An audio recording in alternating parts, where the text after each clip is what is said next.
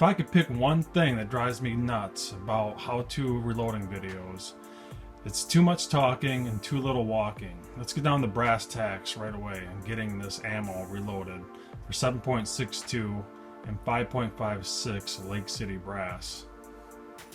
I like to organize my brass by the amount of fires on the brass. Keeping track of the amount of fires on your brass will save a lot of headache down the road. As in this example, you can see I got 3 fires on this Hornady brass, 6 fires on this Federal M1A brass, and in this video I'm going to reload 50 pieces of this once fired Lake City brass that I purchased online in 7.62. As for once fired Lake City 7.62 brass, I've been able to get up to about 10 reloads, maybe a little bit less. I try not to go over that amount. 7.62 Lake City brass for me has been rather durable. Like I said before, I've been able to get up to roughly 7 reloads out of it. My main concern is usually case head separation before I ever see any type of split necks on the case mouth openings. On the other hand, 5.56 Lake City brass is not as durable. It's just a smaller casing. Usually you'll start to see split necks before you ever see any type of case head separation. But regardless, between the two, both are important, and you should do your homework on case head separation and split necks. I like to keep an info card with my brass from the second it's reloaded to the second it's fired and reloaded once again. I like to put the date, how many pieces we're reloading.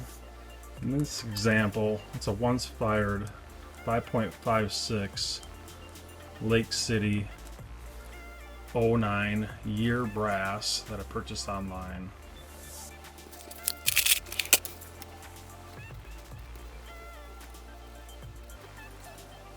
If you have a Hornady lock and load press, then you're in luck.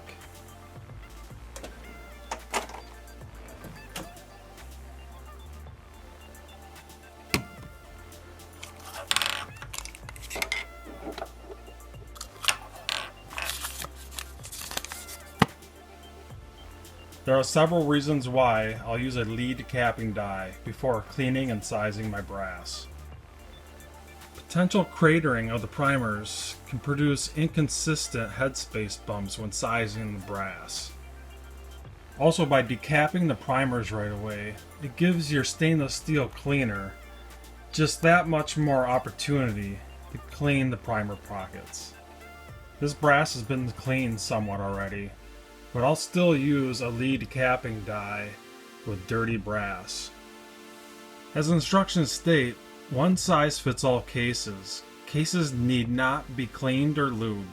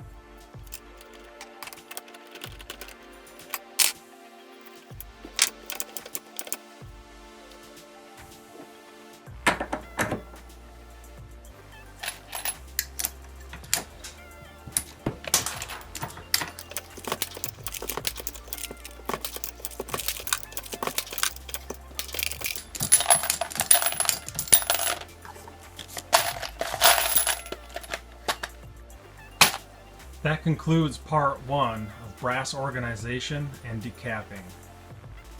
And stay tuned for next week's part 2 of swaging crimped primer pockets a guide on how to make this annealer from scratch with a parts list.